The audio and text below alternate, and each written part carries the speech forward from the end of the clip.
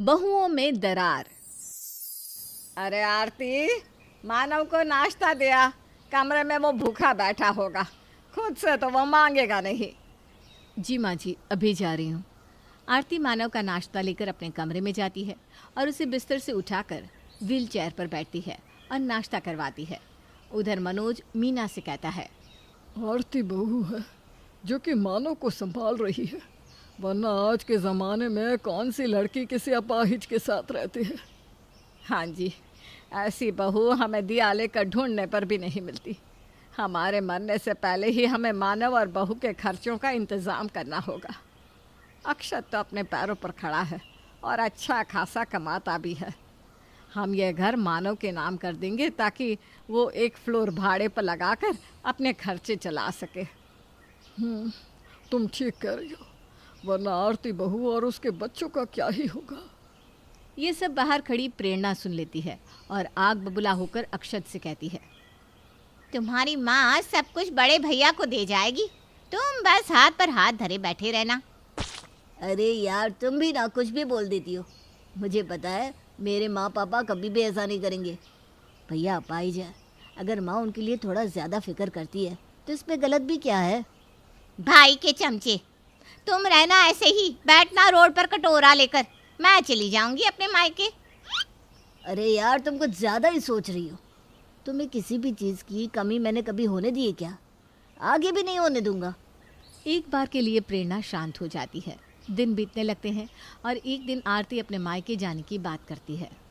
हाँ हाँ बहू, हो आओ तुम मायके, बहुत दिन भी हो गए हैं तुम्हें गए हुए, और बच्चे भी इसी बहाने घूम आएंगे। लेकिन माँ जी, इनको कौन देखेगा?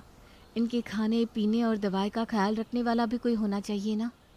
अरे बहू, तू निश्चिंत होकर जा, यहाँ इतने लोग हैं, हम सब मिलकर संभाल लेंगे। आरती अपने दोनों बच्चों के साथ मायके चली जाती है। इधर घर की सारी जिम्मेदारी छोटी बहू प्रेरणा पर आ जाती है। वो दिन भर काम करके ऐसे ही दुखी रहती है कि एक सुबह मीना उससे कहती है, छोटी बहू, ये क्या रोज़ आलू आलू बना लेती है? तुम्हें पता है ना मानव के लिए हरी सब्जी कितनी ज़रूरी है। कोई ढंग की हरी सब्जी बना। मेरा बेटा कुछ कहेगा नहीं, लेकिन उसकी माँ को सब दिखता है। हाँ माँ जी, मैं भी थक गई हूँ, सुबह से मैं ही काम करती रहती हूँ, कोई मेरी मदद भी नहीं करता। अच्छा, तो ये बात है। ये बात तू तब तो नहीं कहती जब आरती बहू अकेली लगी रहती है। वो तो तुझसे कई गुना ज़्यादा काम करती है। तब तो तूने कभी उसकी मदद नहीं की, ना ही कभी उसकी तारीफ की। आज 4 दिनों से तू काम कर रही है तो तुझे इतनी तकलीफ हो रही है? ऐसा कुछ नहीं है माँ जी, आप तो बस ये दिखाना चाहती है कि मैं कामचोर हूँ और भाभी ही सब कुछ करती है। प्रेरणा चिड़चिड़ा जाती है और मन ही मन कहती है, मेरी बुराई निकालने का तो इन्हें बहाना चाहिए।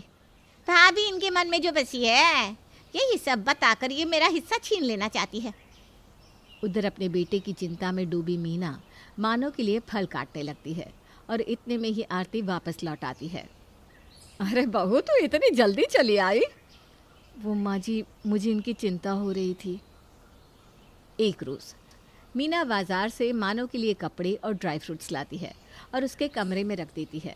ये सब देखकर प्रेरणा सोचने लगती है, दिन भर माँ जी भैया के आगे पीछे करती रहती है। अगर भैया ही ना रहे तो सारी मुसीबत खत्म हो जाएगी, फिर मुझे भी शांति मिलेगी। अगले दिन प्रेरणा मानव की व्हील चेयर को गायब कर देती है। अब देखती हूँ भाभी, क्या करोगी तुम। मानव को वॉशरूम जाना था और व्हील चेयर ना पाकर वो चिल्लाने लगता है। आरती मानव को ऐसे देखकर टूट जाती है। किसने चुरा ली आपकी व्हील चेयर? उसको छोड़ूंगी नहीं मैं। बहुत मुश्किलों से आरती मानव को वॉशरूम ले जाती है और व्हील चेयर ढूंढने में लग जाती है। उसे स्टोर रूम में व्हील चेयर मिल जाता है और उसके चक्के में प्रेरणा का दुपट्टा फंसा हुआ भी दिखता है।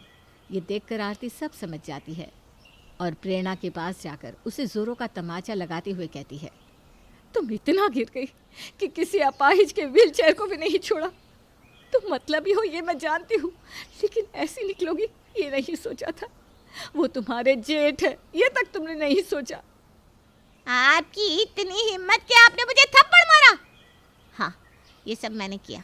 कौन सा जेठ जो मेरा हिस्सा खाने में तुला है? जब से मैं इस घर में आई हूँ हर वक्त सभी मानव मानव करते रहते हैं।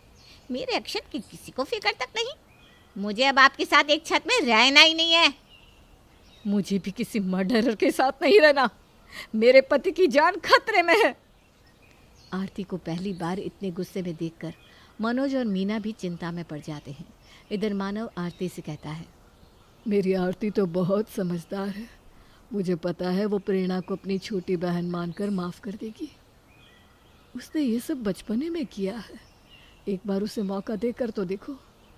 मुझे पता है मेरी आरती मेरी बात कभी नहीं टालेगी। पर आज जो आरती ने किया उसके लिए मैं उसे कभी नहीं माफ़ करूंगी। पर आपके कहने पर मैं उसे और एक मौका दूंगी। उधर अक्षत भी प्रेरणा को समझाता है, लेकिन प्रेरणा के मन में जो आग सुलग रही थी वो कहाँ ठंडी होने वाली थी। जहाँ अक्षत उसे समझाता है वहीं प्रेरणा के दिमाग में एक साजिश चल रही होती है। अगले दिन जब आरती छत से कपड़े सुखाकर उतार रही थी तब प्रेरणा सीढ़ियों में तेल डाल देती है, जिससे आरती फिसल कर गिर जाती है और उसे चोट लग जाती है। उसका हाथ भी टूट जाता है। गिरने की आवाज़ से सब वहाँ आ जाते हैं और आरती को अस्पताल ले जाने लगते हैं। मुझे कहीं नहीं जाना। मैं इस लड़की के साथ एक छत में नहीं रह सकती। ये सब प्रेरणा ने मेरी जान लेने के लिए किया है। बस अब और नहीं माँ जी, कर दीजिए इस घर का बंटवारा। झूठी कहीं की, खुद बंटवारा चाहती हो इसलिए सब कुछ मुझ पर थोप रही हो। मैंने कुछ नहीं किया। सीढ़ियों पर तेल कहाँ से आया? मैं तुम्हारी सारी चालें जानती हूँ। तुम्हारा ये चेहरा मुझे बेवकूफ़ नहीं बना सकता। तभी चिल्लाते हुए मनोज कहता है, चुप करो तुम दोनों की दोनों। अब इस घर का बंटवारा होकर रहेगा। बड़ी बहू, तुम अस्पताल जाकर आओ, फिर हम इस घर का बंटवारा कर देंगे।